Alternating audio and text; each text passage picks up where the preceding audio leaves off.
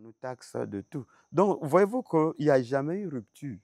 Il y a un problème, des choses s'emboîtent si parfaitement parce qu'on avait compris la démarche de Frère Branham. Il y a ce qu'il appelait l'écriture, la vision, l'écriture, l'histoire et les actes de l'Église qui s'ajustaient si parfaitement. Il dit que la révélation est le ainsi dit le Seigneur. C'est ce que nous avions appliqué. Donc nous avons juste exhumé les Écritures pour montrer que le réveil dont Frère Branham parle là, d'un peuple noir et merveilleux et beau, ce sont les dispersés qui sont au-delà des fleuves de l'Éthiopie, qui vont s'unir avec les Égyptiens.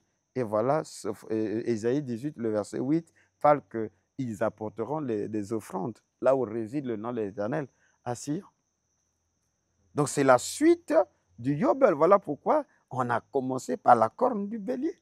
Donc c'est toute une subtilité, d'où j'ai dit tantôt au début, non, ce n'est pas ce que nous disions ici, c'est une révélation récente, mais c'est programmé parce qu'il faut que vous compreniez tel palier, tel principe, telle information pour que nous puissions vous dire la suite.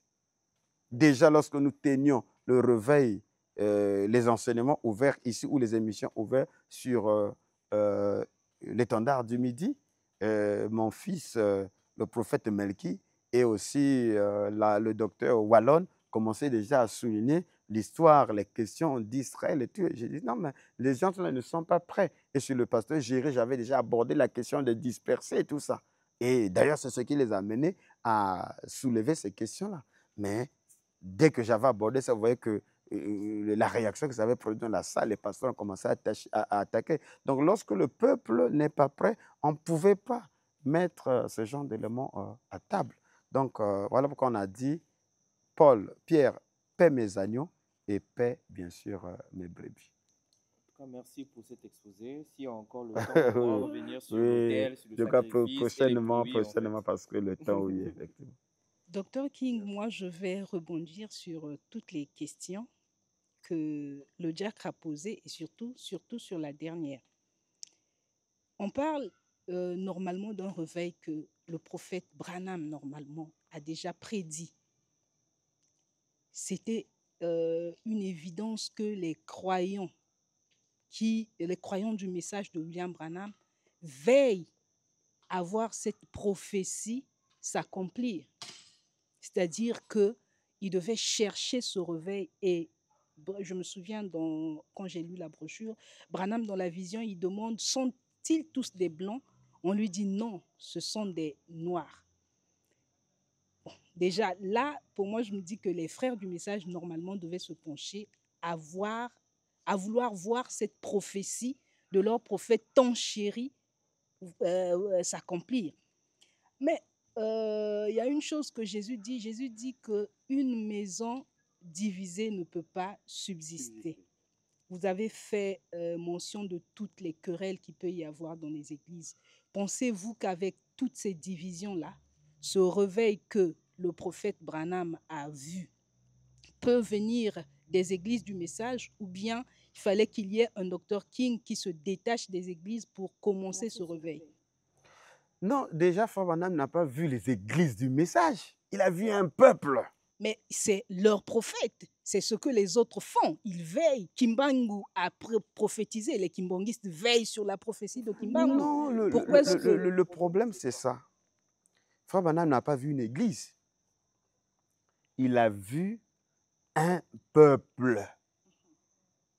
Et quand on parle d'un peuple, ça veut dire que c'est un réveil c'est-à-dire interconfessionnel ou interdénominationnel, parce que comme Frère Branham est venu en Afrique du Sud, parce que ce de là est venu. Ce n'est pas les églises du message qui l'ont enregistré. Elles n'existaient pas. Surtout pas en Afrique. Pas en Afrique. On parle ici d'un réveil. Un réveil, ce n'est pas un réveil d'une église. Ce n'est pas un réveil d'une communauté. C'est un réveil, on a vu un peuple merveilleux.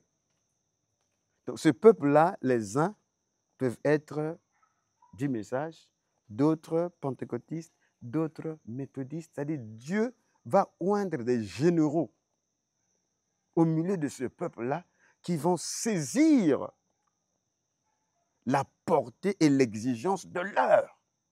voilà pourquoi j'ai dit, il faut que vous puissiez transcender, il faut qu'on transcende. Frère n'a pas vu une église, il n'a pas vu une communauté, il a vu un peuple. Il faut peut-être revisiter la vision et revisiter ce texte-là.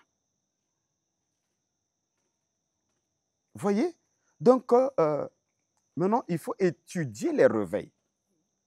Parce que c'est ça le problème. Les gens parlent d'un réveil, ils n'ont pas étudié les réveils précédents. Comment les réveils se sont faits?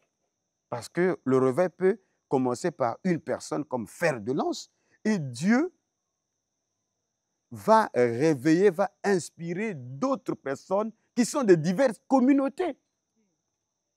Et c'est une vague. Un réveil n'est pas un réveil communautaire.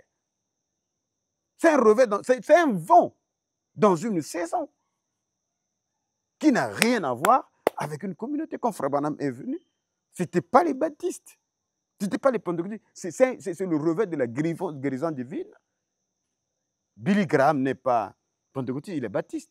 Ora Robert est pentecôtiste, Allen. Donc, voyez-vous que c'est Dieu qui visite un peuple. C'est le réveil des canards, des petits canards dont Frère Branham parle.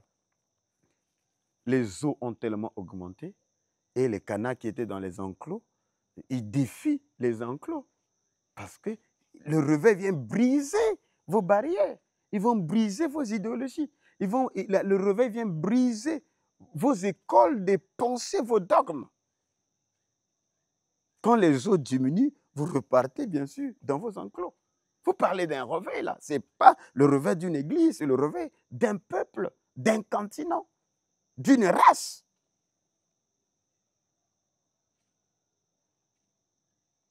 Maintenant, si réellement c'était le réveil des croyants du message, nous sommes où? C'est ça. Est-ce qu'ils n'ont Parce pas bien que saisi? la réalité doit être dans la pratique. Où ensemble?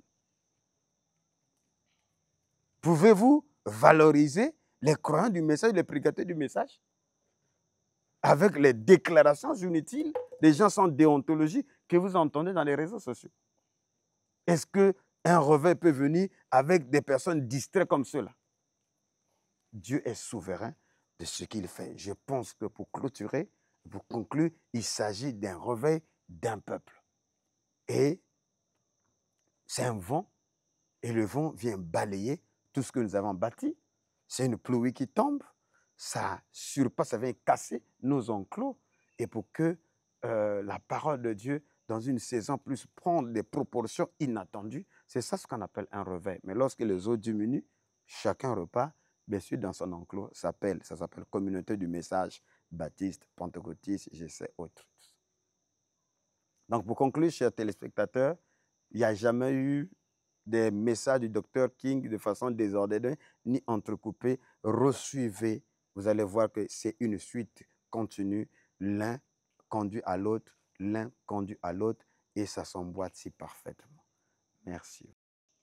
Merci à vous, Dr King, pour toutes ces belles réponses.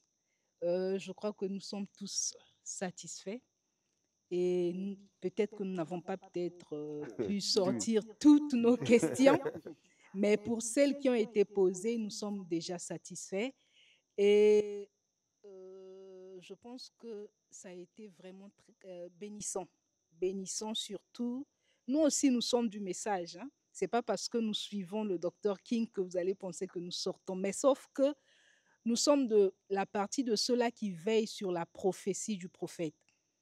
Et nous avons écouté qu'il y a une prophétie où il y a un peuple noir qui doit se lever, mais nous voyons la qualité ou bien l'état spirituel de ces églises du message. Est-ce que dans un tel peuple, Dieu peut envoyer son feu, le feu du réveil?